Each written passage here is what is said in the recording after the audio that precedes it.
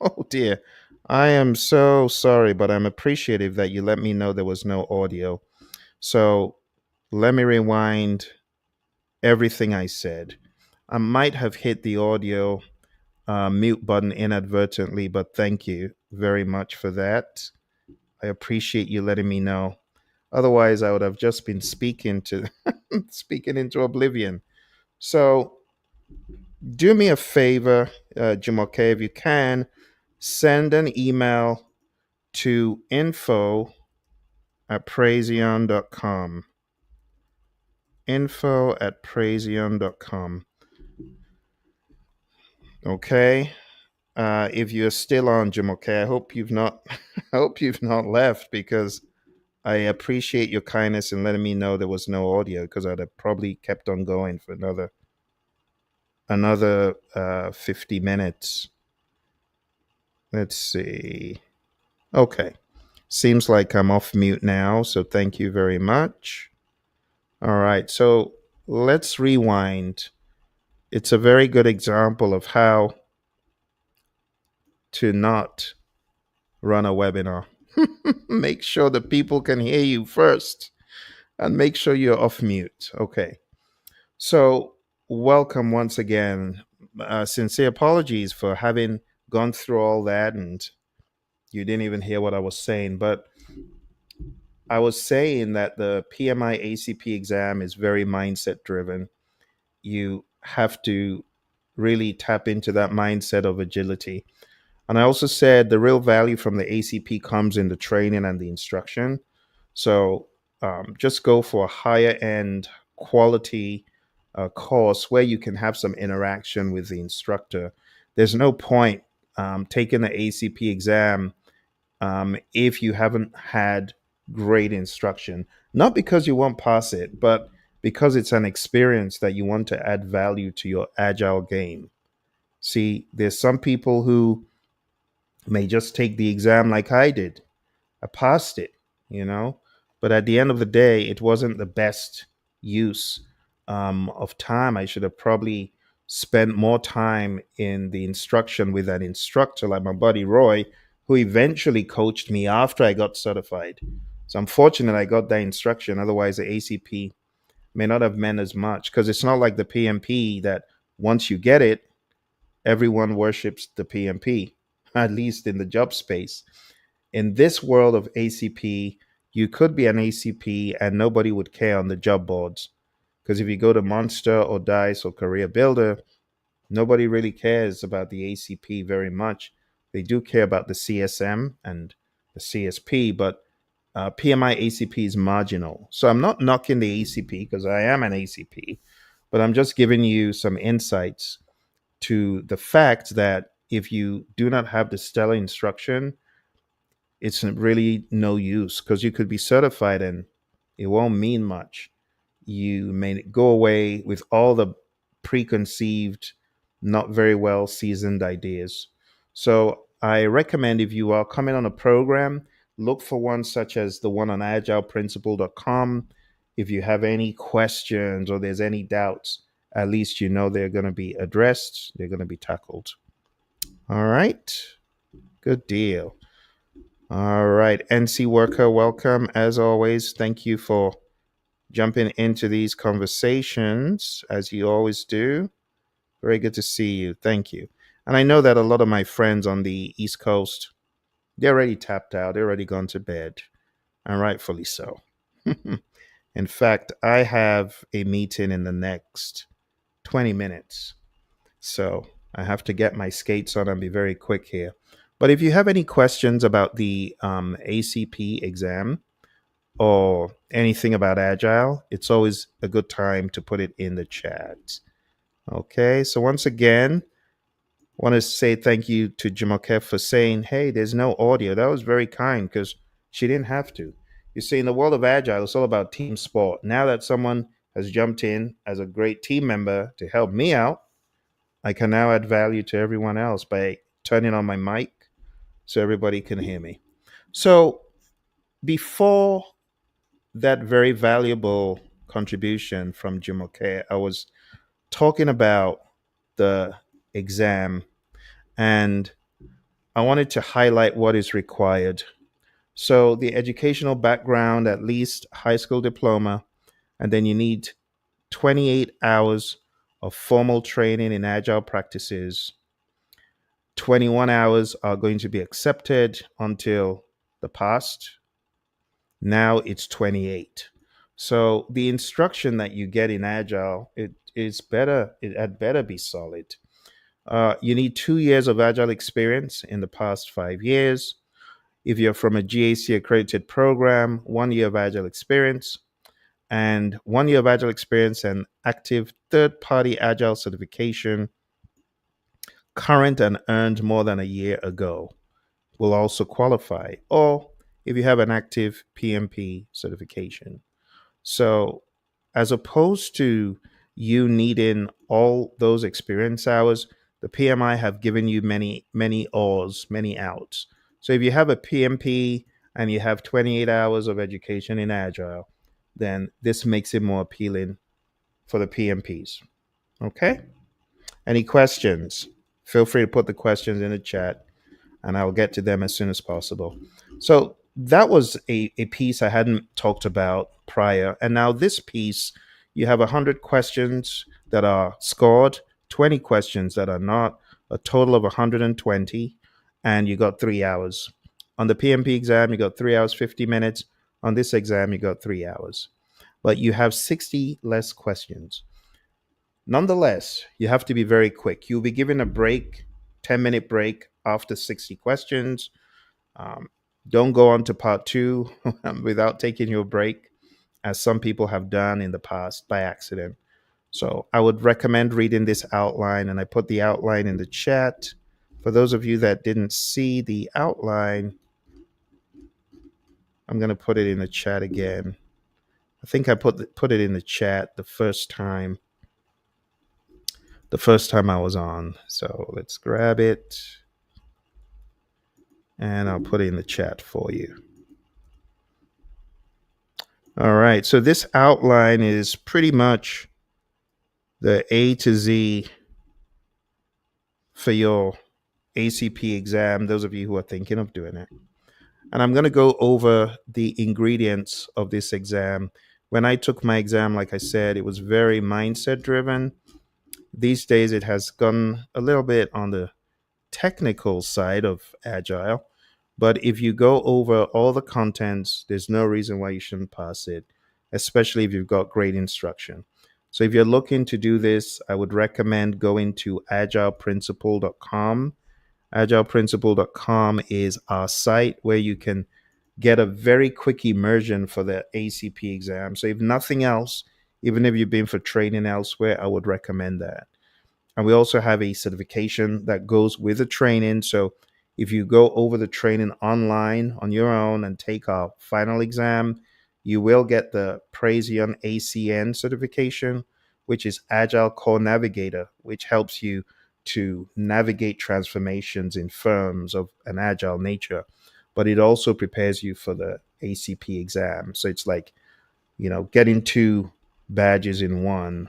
The ACN Agile Core Navigator certification is very specific to people who want to lead in the world of Agile. I want to be able to assess Agile maturity and understand where the firm is at and where teams are at.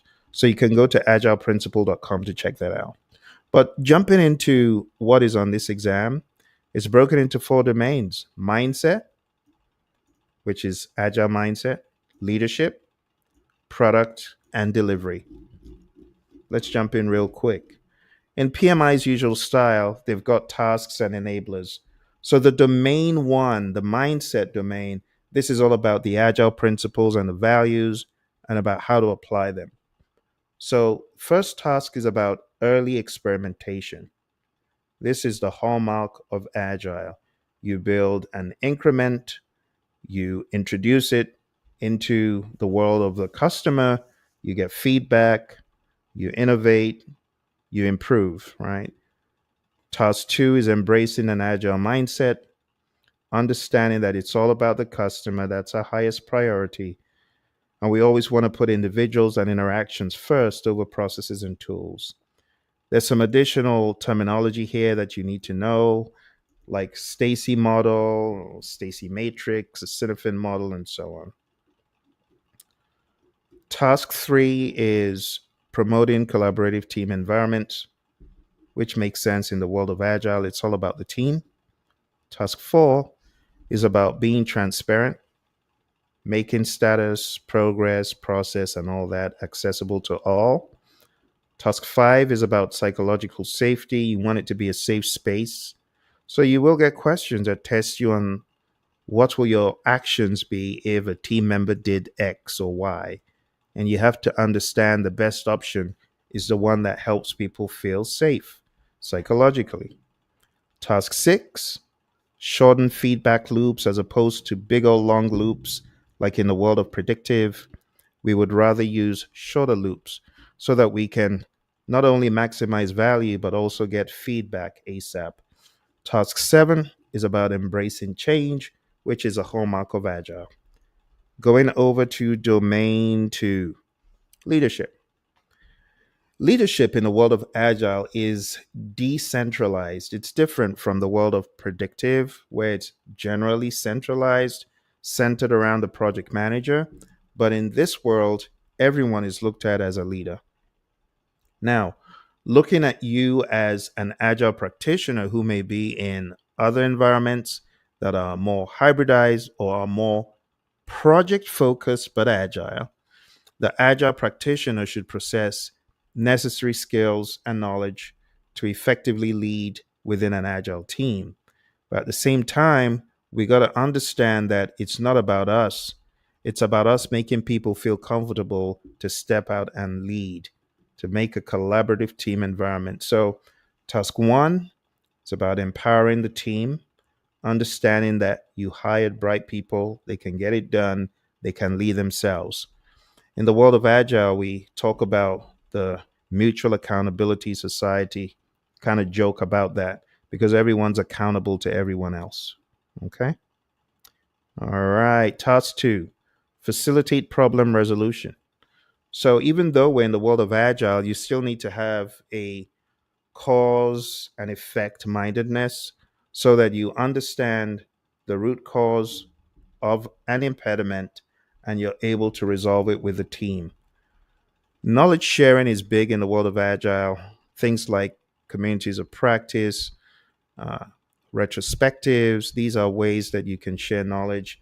There's also a concept called the skills marketplace, where as opposed to going out to get training, if we can get trained in house, we want to. So these are all ideas we espouse in the world of Agile. Task four, promoting an Agile mindset, the principles and the practices.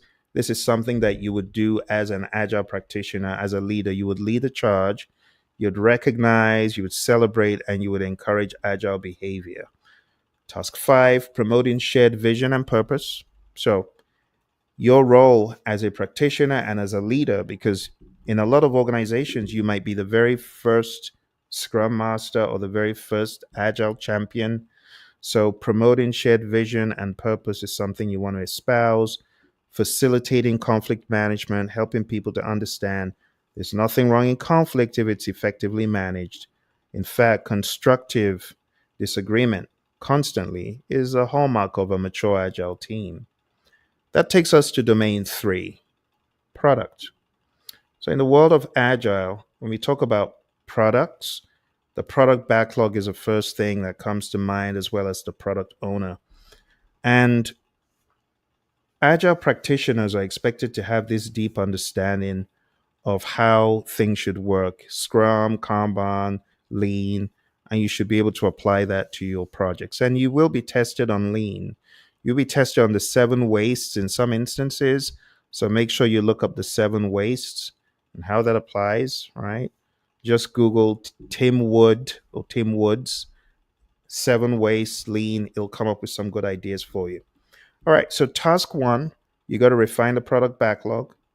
Just makes sense. And this is really what the product owner and the team will do, right? You decompose the backlog items. You know, we've got the product, epic, feature, story, task hierarchy.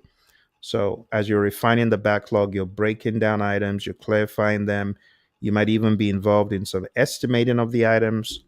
Some teams may not do the estimating, they may not do planning poker, but for your exam, you better know planning poker. You better know what it means. You better understand affinity estimating and the method, what exactly is done, you know. Manage increments, ensure the increment is aligned with business priorities. You know what happens after the increment is produced, then you have the sprint review, you have the retrospective after. Visualize the work, educate work visualization techniques, establish a process to update the data and the stats, and manage value delivery. In the world of Agile, it's all about value, value, value. So define what value will look like. You got to define the success criteria.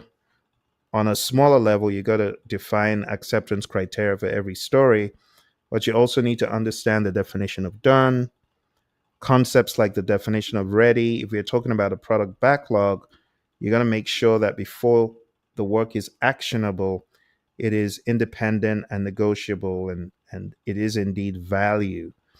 And while a lot of mature teams may take the INVEST acronym trivially or not look at it as being much value, younger teams, new teams, this could really help them firm up their user stories or their requests in their backlog, whatever those may look like. So make sure your user stories are independent, negotiable, valuable, estimable, small enough to fit within a sprint, and testable. All right, we're on to the final one. The final one is delivery. Agile practitioners should have the necessary skills and knowledge to effectively manage and deliver projects and products and value using agile approaches. The candidate should have strong communication and collaboration skills to work effectively with cross functional teams. And also, the agile practitioner should have a strong commitment to continuous learning and improvement. So, when we're talking about delivery, seek early feedback, evaluate customer satisfaction. This is good. This mindedness is going to be tested. Seek feedback now or seek feedback later. Now is always better. Manage agile metrics. So, whatever metrics you're working on, just understand the why behind the metric, whether it is lead time, cycle time, completed versus committed, whether it's velocity. Understand that velocity should not be used as a penalty stick, right? So use metrics for decision making and to get insights, but not to punish the team. Manage impediments and risk. Impediments, obstacles, and blockers are as a result of realized risks. So those need to be managed. We talk about the risk adjusted backlog, that concept. You got to understand that for task 3. Task 4, recognize and eliminate muda, waste. We hate waste in the world of Agile. Waste makes us unagile, so our goal is to remove the waste. You got to understand this concept, which is why I want you to read up the 7 wastes, read up about lean. It's going to help you on the exam in the long run. Task 5, perform continuous improvements. We're just talking about Kaizen here. Kaizen is a continuous cycle of improvement, just means change for the better. So you get metrics, you get feedback, you continuously improve. As with everything, even at work, your boss gives you a review, it's feedback, you put it back into your work, back into production, you do better, right? And that's how we see this world here as well. Task 6, actively engage stakeholders, actively engage customers. Identify and analyze the customer and their need, validate that the iteration meets the acceptance criteria, and encourage collaboration. Now, beyond the definition of done, we have the acceptance criteria for each story that has to be in line. Okay, task 7, optimal flow. You got to limit work in progress. So, talking about Kanban, I talked about this in part 1 a couple of hours ago. And I said, when you are in the world of Kanban, you got to make sure that you limit your WIP. Limiting your WIP is important, limiting your work in progress. Because if you don't limit your WIP, you find that you're doing too many things and nothing gets done. So, as we say in Kanban, stop starting, start finishing. All right, task 7, Optimize flow. So, what else do we mean when we say you got to optimize the flow? We want to shield the team from interruptions. Some people feel the team, they're not babies, they can do this themselves. Well, some people forget that teams are at different levels.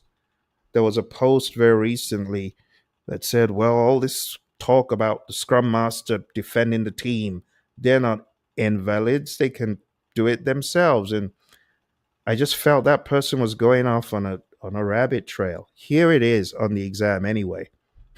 whether whether that person agrees or not, it's there. So you got to understand that that's part of your role as a scrum master. Shield the team from interruptions. It's been that way for forever.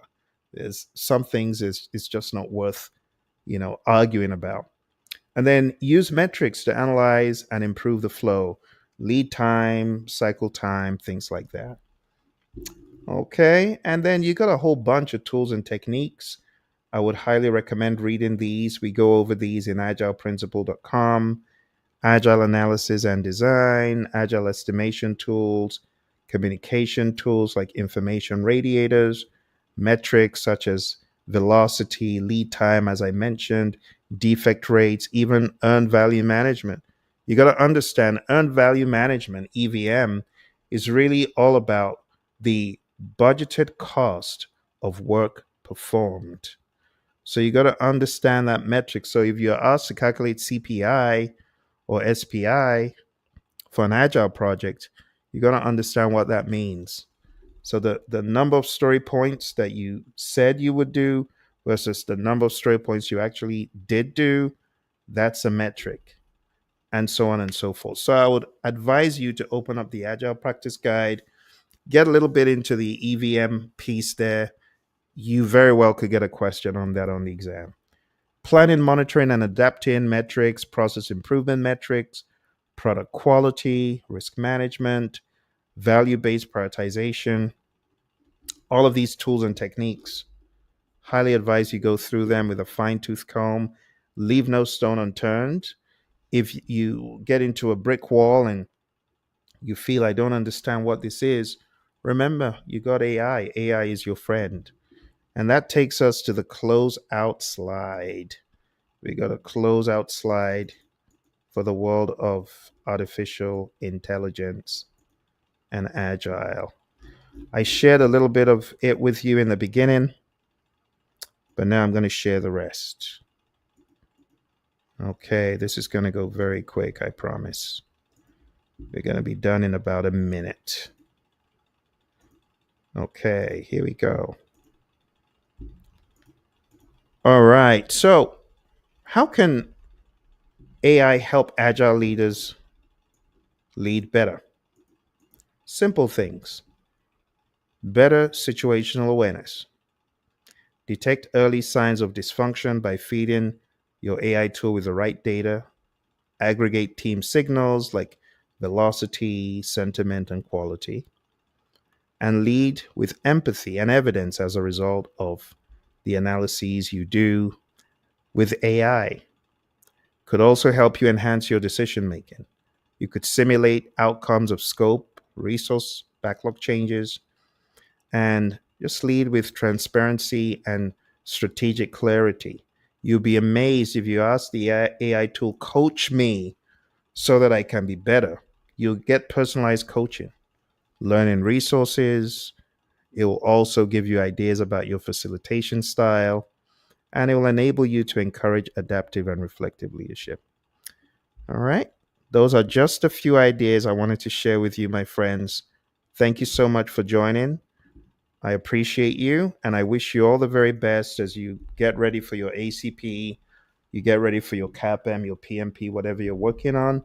If you have any questions, please drop them below. Even if I see them after the fact, I'll come back on and I'll answer them. I've got a couple more days to the 25th of June, which is my PMP anniversary. So thank you very much. I wish you all the very best.